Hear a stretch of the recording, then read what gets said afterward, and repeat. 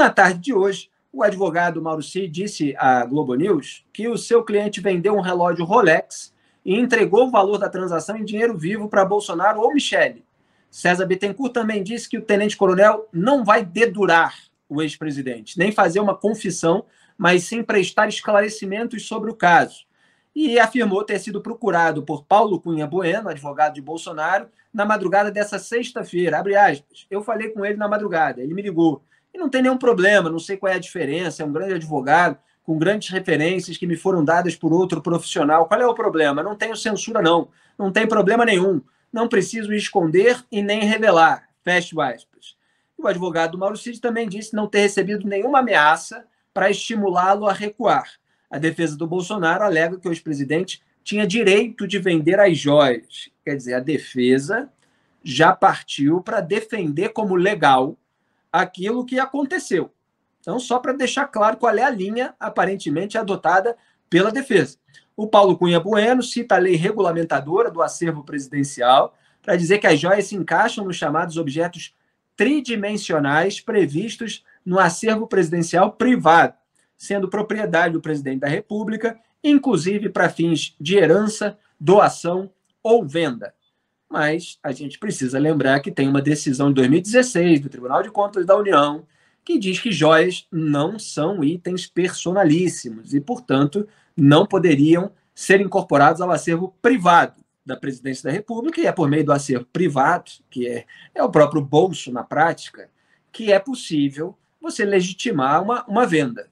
No patrimônio público, você não pode meter a mão, né? Vamos falar aqui o português bem claro. Mas há muito tempo a gente diz que a defesa do Bolsonaro usaria essas brechas, essas nuances entre aquilo que é público e privado, entre aquilo que é personalíssimo, que não é, ou que é tridimensional. Aí você tem umas brechas a serem utilizadas pela defesa, ou pelo menos, né, uma alegação de que essas brechas existam, embora assim seja muito claro para quem tem neurônios e um mínimo de senso de moralidade pública, que um objeto de valor que foi presenteado para um país, né, em nome de um presidente que está ocupando momentaneamente aquele cargo, ele não pode ser vendido para lucro pessoal de quem ocupa o cargo de presidente. Agora, Madá, você escreveu hoje, e eu também falei no rádio, acho que a gente adotou uma linha até parecida, sobre recados. Aquele uso da imprensa feito por quem é uma parte interessada, solta ali um risco, uma possível afirmação que vai comprometer pessoas poderosas, e aí, automaticamente, no Brasil, quando isso acontece, as pessoas poderosas mandam emissários conversar, bater aquele papinho no pé do ouvido com a defesa de quem está interessado, ou pelo menos de quem ameaça entregá-lo. E aí, eventualmente, se muda aquela alegação. Quer dizer, há uma distância entre decidir falar e realmente falar, entre decidir e fazer. E é durante esse período em que uma coisa não se transforma na outra que há muitas articulações. Diga lá, Madá. É a famosa da plantação, né, de notícia. Aliás, Felipe, eu estou falando isso com propriedade, porque eu também já trabalhei como assessora, fiz muito e é inacreditável como cola. Outro dia, aliás, estava um amigo meu que queria que eu noticiasse uma coisa, pessoa minha amiga, ele falou, olha, eu vou denunciar tal e tal coisa. Eu falei, tá bom, me manda o documento. Ficou bravíssimo comigo. Como assim? Você não confia em mim? Eu falei, meu bem, eu sou apaixonada por você, mas amor mesmo eu tenho é por documento, né? E o que a gente não viu nesse caso foi isso, porque assim, o advogado falar que vai delatar, vamos dizer, ele falou que vai delatar. Ah, tá bom. Qual que é o interesse dele em falar que vai delatar? Vai delatar mesmo? Não vai delatar? Não sei. Esse advogado, aliás, acabou de chegar. Se esse Mauro Cid amanhã falar, eu não quero mais ser advogado. Então, ele falou que vai delatar? Beleza, falou que vai delatar. Então, você me traz o Mauro Cid aqui para eu gravar ele delatando agora. Ou então você tem o documento que o Mauro Cid fez essa delação. Quando você tiver, lindo da tia, traz seu documento aqui, que isso se transforme em uma informação. Enquanto você não tem um fato que ocorreu, você não tem nada para noticiar, na verdade, porque você não sabe o interesse do advogado, você não tem como comprovar se aquilo é certo ou não. E esses caras, esses criminalistas, não é à toa que essa gente cobra peso de ouro, porque eles aprenderam a usar a imprensa. Como ficou tudo mais rápido, ele sabe que ele vai conseguir emplacar aquela notícia porque está todo mundo atrás. E aí ele faz o quê? Ele emplaca a notícia que vai delatar, porque da curriola ali, o Mauro Cid é o que está mais ferrado, né? Então ele está tentando de qualquer jeito, qualquer respiro. Ele fala, eu vou delatar. Todo mundo já corre e fala, opa, não. E essas negociações vão acontecendo. Se a imprensa se deixa usar para isso, eu sinto muito. Assim, eu sinto muito, porque é muito ruim para a imprensa como um todo se deixar usar para esse tipo de coisa, mas se deixou. E agora o do hacker vai fazer pelo mesmo caminho. Eu estou batendo até aposta. Queria bater uma aposta numa caixa de champanhe para eu doar lá na minha paróquia. Carlos Graeb, o que você destaca? Essas notícias de algo que vai acontecer a partir de uma simples declaração do advogado, elas caducam rapidinho, né? E aí, o que acontece? Caducaram rapidíssimo, né? Ele foi muito bem sucedido ontem, deu uma declaração para a Veja e depois deu declarações para outros veículos, para o antagonista, inclusive, né, com pequenas variações, mas até a noite de ontem, a história era a mesma, né? O Cid está pronto para falar.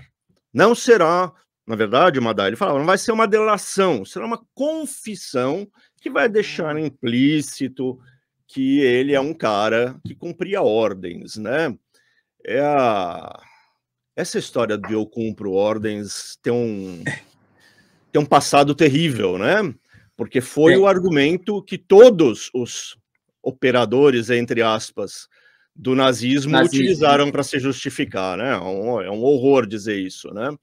Eu só cumpria ordens e com isso matei 6 milhões de pessoas e por aí vai, né? Bom, a obra da Hannah Arendt é justamente sobre isso, né? A alemã, judia, que fugiu do nazismo para os Estados Unidos, do comportamento de burocrata daqueles carrascos, né? Dos operadores da chacina na Câmara de Gás. Lembrando que não colou, né? Lá não colou isso aí, não. Pois não colou. Aliás, vejam documentários, tem vários na Netflix, o Carrasco de Auschwitz, várias coisas assim, do cara que ele falava assim, não, eu era só contador. O único que saiu livre foi o Albert Speer, né? O único. Mas acho que fora esse, que era um figurão lá, essa tese não colou, e por isso é muito interessante que o Graeb trouxe. Eu não estou comparando, obviamente... Desculpa, não estou comparando a venda de joias. É a lógica. É lógico, pelo amor de Deus, gente, né? Não estou chamando de fascista. Não tô dizendo que as duas coisas são equiparáveis.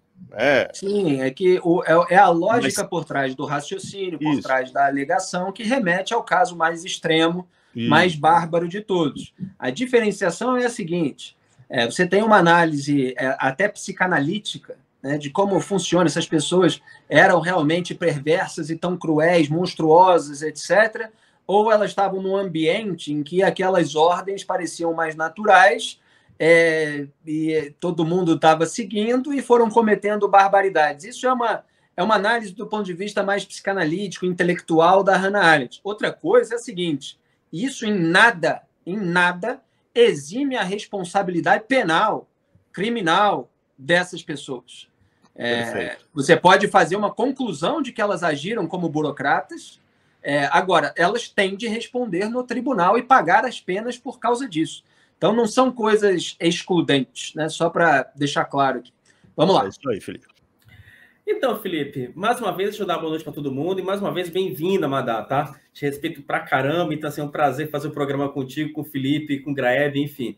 É um prazer enorme e inenarrável. Agora, Felipe, você é um malandro, sabia? Porque eu estava anotando aqui, você é um malandro. Porque é o seguinte, eu estava anotando algumas coisas aqui no meu caderninho da maldade, eu queria justamente pegar essa questão da Polícia Federal. E aí eu quero juntar o que você falou agora há pouco com o que a Madá falou no início do programa. Me parece que essa tentativa, né, do advogado do Mauro Cid, o César Bittencourt, me parece que ele está tentando, de fato, plantar uma história de que ele, de fato, possa ter alguma coisa grande, gigantesca, ali para contar para o ministro Alexandre de Moraes. Usou a Veja, né, num primeiro momento, e a parte da imprensa no segundo momento, com medo justamente de que do que a Polícia Federal tem a descobrir em relação ao Mauro Cid. Porque é bom lembrar, gente, e aí qualquer tipo de delação, colaboração premiada ou confissão, ela vai ser valorizada, ela vai ser utilizada para reduzir a pena daquela pessoa imputada em determinado crime, de acordo, primeiro, com o que aquela informação ajuda a avançar nas investigações, primeiro ponto, e segundo, e se de fato essa informação ela pode ser utilizada para poder incriminar outras pessoas que estão acima, né, desse conjunto probatório. A gente já falou aqui no programa, Felipe, e na terça-feira eu lembro muito bem que você me jogou a bola quando você falou da primeira declaração deste mesmo advogado, César Bittencourt, quando ele falou lá na Globo News que o Mauro Cid era apenas um assessor, né? Eu lembro que você me jogou essa bola com a seguinte frase: Wilsinho, o Mauro Cid vai delatar? Né? Naquele momento a gente já falava sobre essa possibilidade. Então, sim, eu até compartilhei hoje nos stories do Instagram para mostrar que a gente estava falando antes de tudo isso acontecer. Diga aí. Exatamente, Felipe, exatamente. Então é bom lembrar o seguinte, é bom lembrar que esse enredo montado pelo advogado do Mauro Cid, né, no primeiro momento ele parece um roteiro de fato inteligente, porque, nossa, o Mauro Cid vai entregar o Bolsonaro, vai ter um elemento probatório importante. Só que é o seguinte, a gente tem que ter em mente de que a Polícia Federal está anos-luz à frente desses caras. A Polícia Federal se cercou de um processo, e a Polícia Federal, eu já falei isso aqui, ela tem como método de investigação cercar o ex-presidente aqui pelas beiradas. Eu acho que foi até na terça que eu falei sobre isso, que na Polícia Federal o que eles falam é: queremos um conjunto probatório robusto para no momento em que nós tivermos que atingir de fato o ex-presidente, ele não tem como escapar.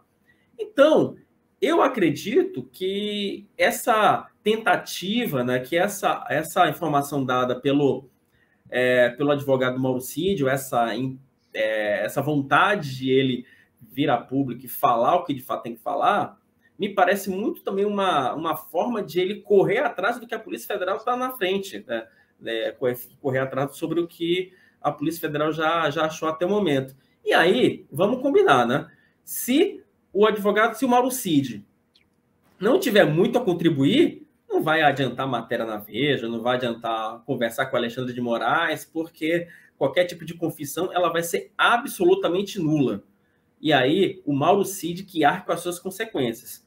Porque, de novo, no processo de delação premiada ou de confissão, você precisa se antever aos fatos. E não é o caso, e não é esse caso. Nesse momento, me parece que a defesa do Mauro Cid está tentando correr atrás do prejuízo e não vai ser fácil correr atrás desse prejuízo. Falou e não explicou por que me chamou de malandro. Mas tudo bem. Eu sou carioca do samba, malandro aqui tem conotações positivas também, não são exclusivamente negativas. Tem inclusive o grande samba de Arlindo Cruz de Sombrinha, Malandro Sou Eu, que eu sempre cantava para minha mãe, ficava preocupada, queria viajar, falava, vou por aí, sempre por aí, esse mundo é meu, em qualquer lugar onde quer que eu vá, malandro sou eu. Então relaxa, fica tranquilo. Então, assim, não me sinto inteiramente ofendido, mas não foi justificado esse rótulo no seu comentário. Eu te dou mais uma chance, prorrogação, rápido, 15 segundos. Guarda para segunda, Wilson, deixa as pessoas pensando no assunto. Porque você me anteveu, Felipe, porque você, com a tua capacidade, você conseguiu antever o que eu estava pensando. Então é isso. Tá ensaboado, tá que nem o advogado naquela sintonia clássica, né, Felipe? Porque aqui acontece muito isso, né? Às vezes o Felipe tá com raciocínio, ele já dá um highlight, só que já tava, opa, vou pegar por aqui, vamos que vamos.